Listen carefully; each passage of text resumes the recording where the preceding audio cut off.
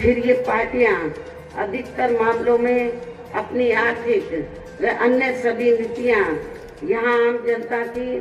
समस्याओं को दूर करने के हिसाब से तैयार नहीं करती हैं, बल्कि देश के उन बड़े बड़े पूंजीपतियों व धन्ना सेठों को ही फायदा पहुंचाने के हिसाब से अपनी अधिकांश नीतियां तैयार करती हैं, जिनके धन व बल से चुनाव लड़कर ज्यादातर ये पार्टियां केंद्र व आपके राज्य सहित देश के अन्य राज्यों में भी अभी तक यहाँ सत्ता में आती रही हैं, जिसके कारण अब पूरे देश में वे आपके खुद के अपने प्रदेश में भी अभी भी हमें यहाँ सर्व समाज के लोग अधिकांश मामलों में अपनी विभिन्न समस्याओं को लेकर काफी ज्यादा दुखी व परेशान ही नजर आते हैं, जबकि पूरे देश में बीएसपी ही अकेली एक ऐसी पार्टी है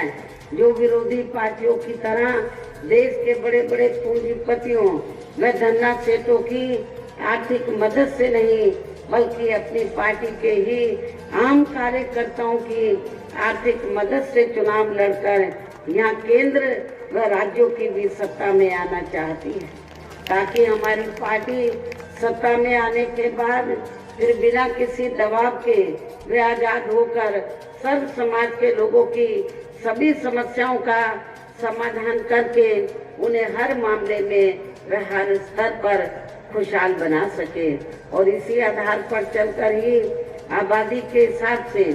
देश के सबसे बड़े प्रदेश उत्तर प्रदेश में 4 बार हमारी पार्टी ने अपने नेतृत्व में वहाँ सरकार भी बनाई है, और हमने अपनी सभी चारों रही सरकारों में अपनी पार्टी की विचारधारा एवं सिद्धांतों के तहत चलकर वैसे तो वहाँ सर्व समाज के हितों का पूरा ध्यान रखा है, लेकिन सभी मामलों में प्राथमिकता पहले हमने वहाँ सर्व समाज में से विशेषकर उन कमजोर तबकों के लोगों को तथा गरीब एवं असहाय लोगों को ही दिया है, जिनकी वहाँ हर मामले में व हर स्तर पर सभी विरोधी पार्टियों की रही सरकारों ने उनकी हीन जातिवादी संकीर्ण व पूंजीवादी सोच होने के कारण काफी ज्यादा उपेक्षा की गई है। इसके साथ ही हमने उत्तर प्रदेश में गरीब एवं बेरोजगार लोगों को दूसरी पार्टियों की रही सरकारों की तरह मामूली सा बेरोजगारी भत्ता न देकर उन्हें बड़ी तादाद में सरकारी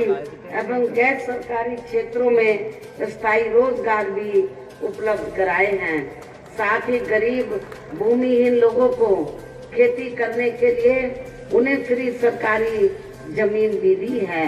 जिससे वहाँ लाखों गरीब लोगों को फायदा पहुँचा है। इसके अलावा हमारी पार्टी की रही सरकार ने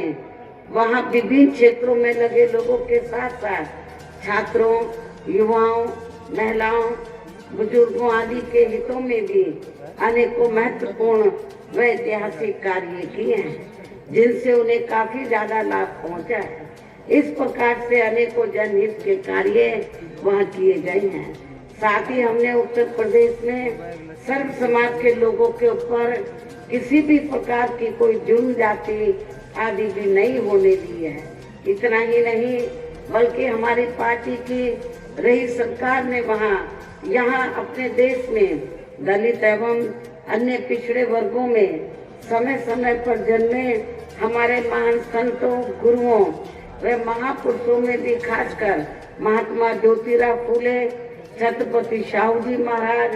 नारायण गुरु, बाबा साहब डॉक्टर भीमराव अम्बेडकर एवं मान्यवर श्री कांशीराम जी आदि को भी विभिन्न रूपों में पहली बार वहाँ पूरा आदर सम्मान दिया। ये लोग अभी तक भी आसानी से पचा नहीं पा रहे हैं। इस प्रकार से उत्तर प्रदेश में हमारी पार्टी ने अपने सभी चारों रहे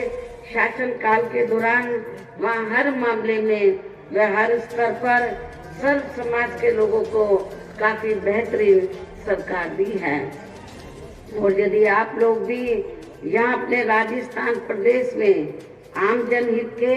व खासकर कमजोर एवं उपेक्षित वर्गों के हितों में ऐसे ही कार्य करना चाहते हैं।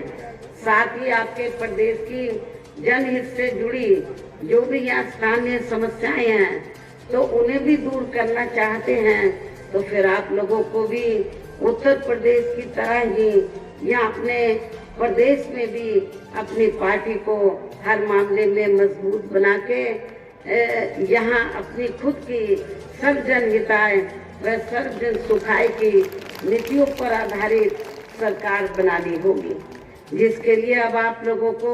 यहाँ अपने राजस्थान प्रदेश में विधानसभा के लिए हो रहे आम चुनाव में अपनी पार्टी का बेहतर रिजल्ट लाना होगा। और इसके लिए अब आप लोगों को वोट पड़ने तक यहाँ की सत्ताधारी पार्टी व अन्य सभी विरोधी पार्टियों के साम दाम दंड भेद आदि अनेकों हथकंडों से भी जरूर सावधान रहना है। इतना ही नहीं बल्कि आप लोगों को विरोधी पार्टियों के जारी किए गए उनके हवाई व प्रलोभन भरे चुनावी घोषणा पत्रों आदि के बहकावे में तो कतई भी नहीं आना है, जिन्हें ये पार्टियां सत्ता में आने के बाद अधिकांश अमल में नहीं लाती हैं, जिस पर से अब जनता का काफी हद तक विश्वास ही उठ गया है। इसलिए हमारी पार्टी किसी भी चुनाव में अपना कोई भी चुनावी घोषणा पत्र आदि जारी नहीं करती है। वैसे भी हमारी पार्टी कहने में बहुत कम बल्कि कार्य करके दिखाने में ही ज्यादा विश्वास रखती है। अर्थात हमारी पार्टी जो कहती है तो उसे करके भी दिखाती है, और ये सब हमने बिना घोषणा पत्र जारी किए हुए उत्तर प्रदेश में करके भी दिखाया है। और अब मेरा यही कहना है कि आप लोगों को अपने खुद के व अपने राजस्थान प्रदेश के भी हित में यहाँ अपनी पार्टी बीएसपी को ही सत्ता में लाना बहुत जरूरी है। तभी फिर यहाँ आपके प्रदेश में परम पूज्य बाबा साहब डॉक्टर भीमराव अंबेडकर एवं मान्यवर श्री कांशीराम जी आदि का भी अधूरा सपना सही साकार हो सकता है, जिन्होंने कदम कदम पर अनेकों कष्ट झेलकर अपनी पूरी जिंदगी यहाँ खासकर कमजोर एवं उपेक्षित वर्गों के लोगों को अपने पैरों पर खड़ा करने के लिए समर्पित की है, जिसे भी खास ध्यान में रखकर अब आप लोगों को यहाँ अपने प्रदेश में विधानसभा का हम चुनाव लड़ रहे अपनी पार्टी के उम्मीदवारों को जो यहाँ मंच पर मौजूद है, आपके इस क्षेत्र के जो उम्मीदवार हैं जो यहाँ मंच पर मौजूद हैं, उन्हें आप लोगों को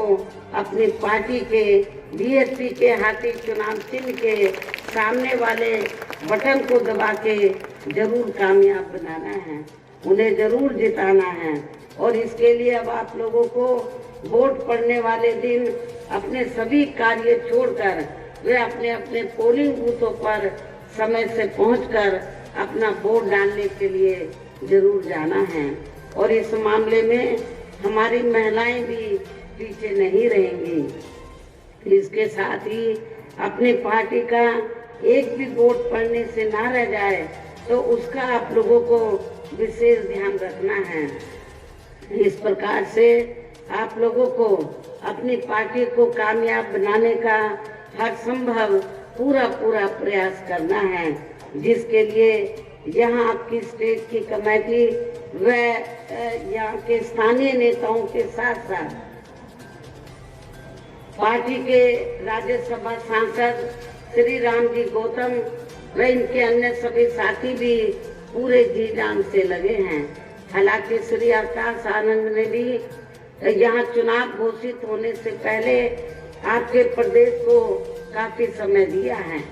इन्हीं जरूरी बातों के साथ ही अब मैं पुनः अपनी पार्टी के उम्मीदवारों को जिताने की पुरजोर अपील करते हुए अपनी बात यही समाप्त करती हूँ। जय भीम व जय भारत।